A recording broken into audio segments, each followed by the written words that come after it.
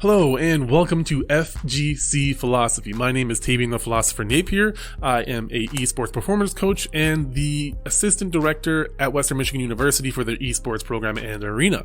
Now, I have some random thoughts that I want to share with you today. I did a stream of consciousness episode where I have this concept that I will talk about in the intro of that part of it. I'll get to that. But I just wanted to try to get an idea out of my head and just elaborate on it and give it a bunch of context from different points of view. The way my mind works is a lot of times I find chains or parallels to ideas that may not be completely related, or maybe they are relevant, but finding those connections and bringing it all together and then using my own personal experiences in life and things that I've learned to help to connect all of that. So that's what I did in this episode. I took an idea and I tried to give it some context and then get some thoughts out on the topic. And then also I want to get your feedback. So thank you guys in advance for sharing your feedback and letting me know your thoughts on this topic. It was kind of random, but I'm trying to be a better speaker. So having a topic that I can just talk off the top of the head, it's important to work on that skill. So that's kind of what this is in some sense. Hopefully I can start doing some interviews for Western as well. We'll see. That's a tangent though. No book talk today. I'm kind of listening to old books that I've already talked about, so I don't want to rehash that. But if you have any book recommendations, please shoot them my way. I'll probably get the audiobook version, more than likely. I do aim to start reading in the future, but I have not put that into my calendar yet. There's other things that take higher priority right now because I can still get the audiobook. But either way, recommend it. Specifically recommend the audio version if you can, if there is one. And we'll go from there. And I'll revisit some of these topics once I'm reading some new books. I like revisiting the old ones. And if I have anything that I want to share, maybe I will once I'm completely finished with it, but not while I'm still listening to it.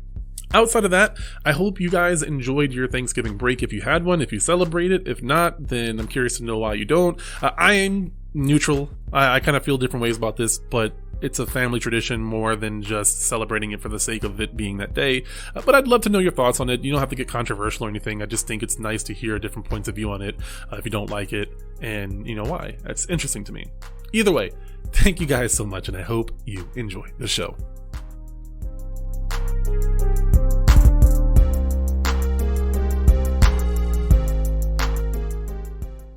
Alright, so here's the plan. Stream of consciousness. The topic? Getting to the deeper level. Getting to the next level. Moving forward, improving yourself. Plateauing. These are all topics under this umbrella, under this idea or this thought process that I'm currently going down. And what I want to do is try to process that thought and share it with you. So I'll give a little bit of context to help with this. The way I work, the way my mind works, the way that I've conditioned myself to be, is to strive to do better. Don't beat myself up along the way.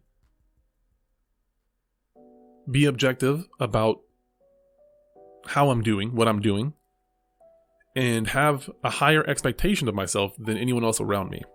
Those are the things that I tell myself. Those are the core thought processes that kind of help me move forward. So even when I do come across depression, I have a certain set of ideologies that hinder me from taking action on too many of those, right? Now, sometimes lethargy is one that I currently struggle with. Since this pandemic, and I can't even blame it on the pandemic, I think just getting more comfortable, I don't know when the transition happened. I think it was moving to Michigan, but along the way, I forgot what it felt like to have nothing, and how grateful I was to make sure I'm pushing to do my best every day, like being consistent. Somewhere along the line, I kind of forgot that, and I started internally complaining about things that I normally wouldn't complain myself about. I wouldn't concern myself with. And then more challenges came. Challenges that I welcomed and accepted, but challenges nonetheless that started to compound.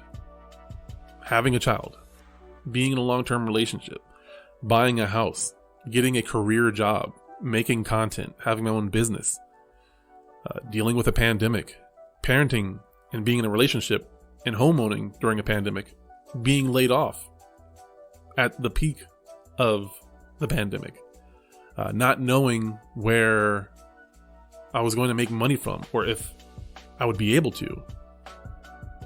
These things kept me in a weird sense of depression that I went through. And I've been working on getting myself out of that. And I've been getting more and more successful to the point to where I have my career job back. I earned that back through hard work and dedication. There's no doubt about that. I can be very objective about that. In a lot of ways, I earned this position because I grinded for it and I showed that I cared about this position regardless of the pay, and many other factors along the way.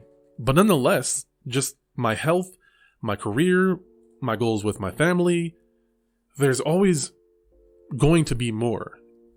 And I don't mean so much in the be careful not to fall down the trap of constantly not being content with life. I'm not talking about that. I'm talking about being able to be happy with where you are, but still striving to do better. That is a mind state I try to maintain. And I'm not there right now. I'm not fully there.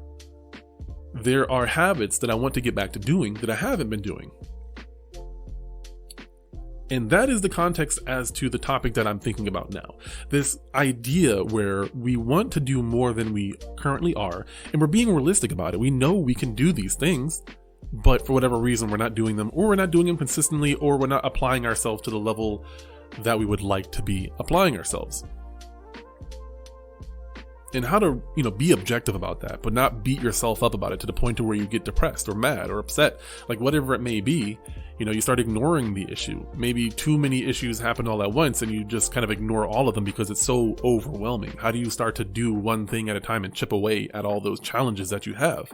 It can get very overwhelming in this world that we live in, this era that we live in. We have so much to be thankful for, but many of those things that we could be thankful for could also be causes of our stress or our anxiety or whatever it may be. It's hard to sift through all that. We don't really have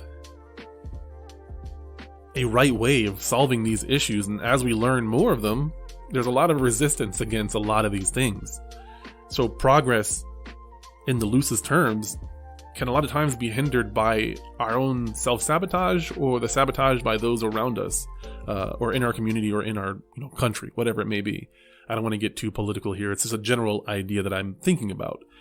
And while I'm thinking about this, I find that I have to consciously shift my mindset to be one that's more driven. I can be very laid back and aloof sometimes, even though I'm deep in thought a lot of these times, which is why I appear that way. But sometimes you get too lost in your thoughts when you're thinking about things. It becomes a habit. And there's an importance and an urgency to being present when doing these things.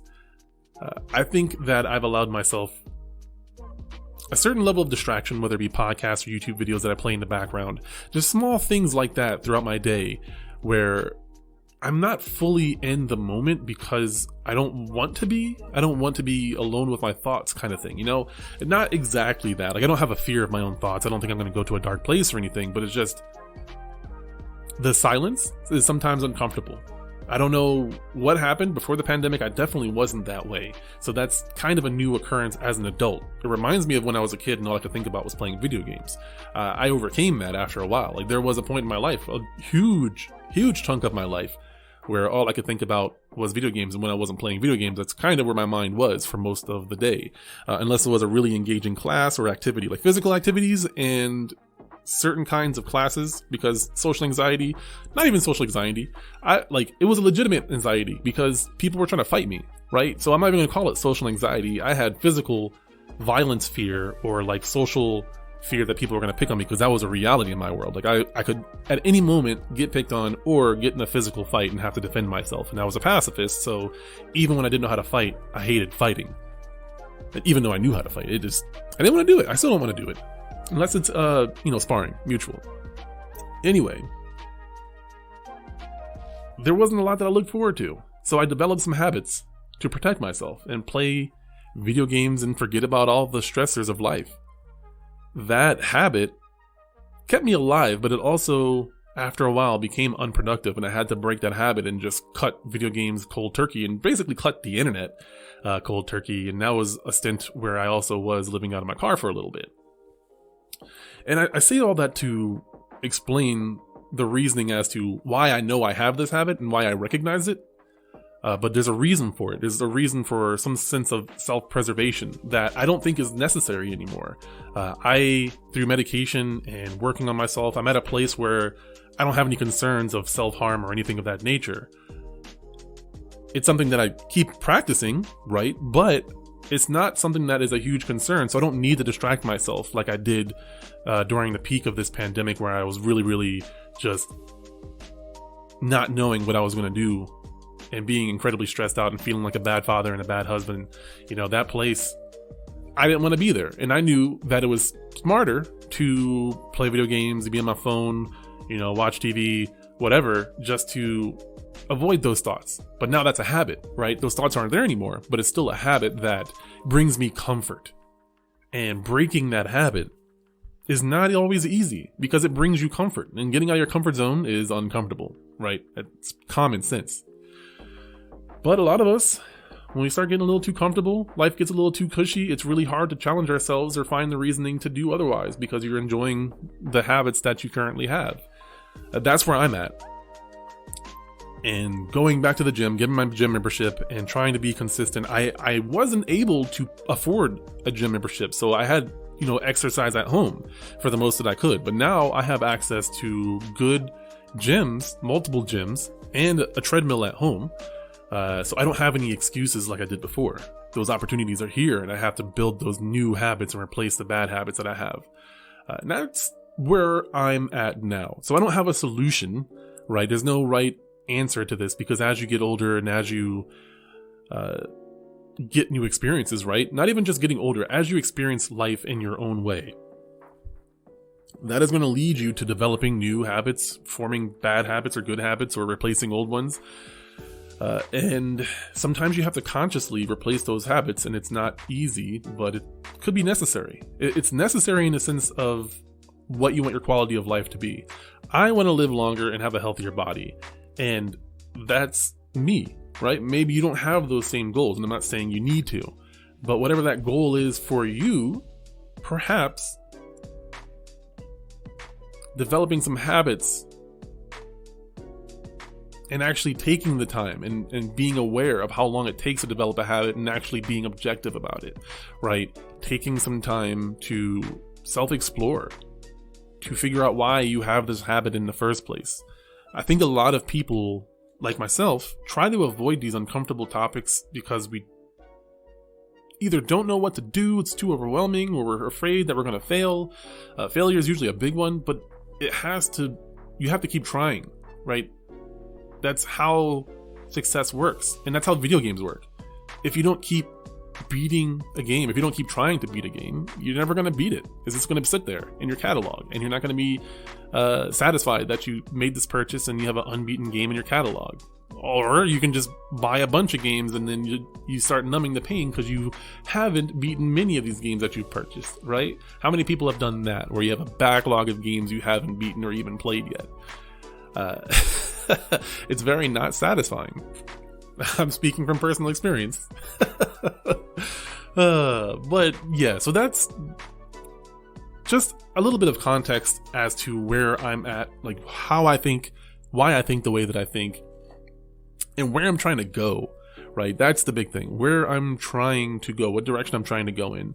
And again, I want to reiterate, not everyone needs to go in the same direction as me. Not everyone needs to have the same goals, but the concept of applying yourself and developing those habits and not letting yourself be too pessimistic, or being able to objectively scale your abilities, like judge your abilities, scan them, whatever you want to call it. It takes a lot of effort, like conscious effort sometimes, if you don't already have that as a habit. It's going to be uncomfortable to develop a lot of these new habits, whether it's getting healthy or being more social, or trying to date. You're not going to have success if you're in your comfort zone. That's something that I have to remind myself, because sometimes I just don't want to be in this uncomfortable position. like meditating has been uncomfortable, but I'm like, no, I need to do it. So you're going to be uncomfortable and you're still going to do it. And it has been uncomfortable, but I am glad that I'm developing that habit, even though right now I'm not reaping the rewards yet. I'm not seeing those huge benefits from meditation because it's been so long since I did big meditations. But I know I'm going in the right direction. There's enough evidence to prove that outside of my own personal experience. There's data to back this up. So there's logic behind my feelings, right? There's data to back up how I feel about what I should do as the right thing, that other successful people have done. That's also important, that my judgment on life, on how the world works, is usually backed up by people who are successful in areas that I care about. And they develop certain habits and they did certain things or have certain kinds of philosophies. So if some people get really pessimistic and say, oh, if I do this and I fail, then it means I'm a failure and yada, yada, yada. Well, go look at other people that are successful in your field and see if they also had that same kind of idea, or if they did, how they overcame that. Because if there's not reasoning to back up the way you think, perhaps you need to look at the situation differently. A lot of people, they hold on to a certain kind of ideology because it inevitably protects them from having to take action or take accountability or whatever it may be. But hey, that's just my thoughts. You let me know if you agree. Let me know if this even made sense. Did this make sense to you guys? Stream of, no script whatsoever. Just a stream of consciousness off the top of the head, something that I was thinking about and wanted to try to get out of my head and explain it, but also give it some context so it made sense to other people that are not me. Let me know. Thank you guys so much, and I'll see you in the next one.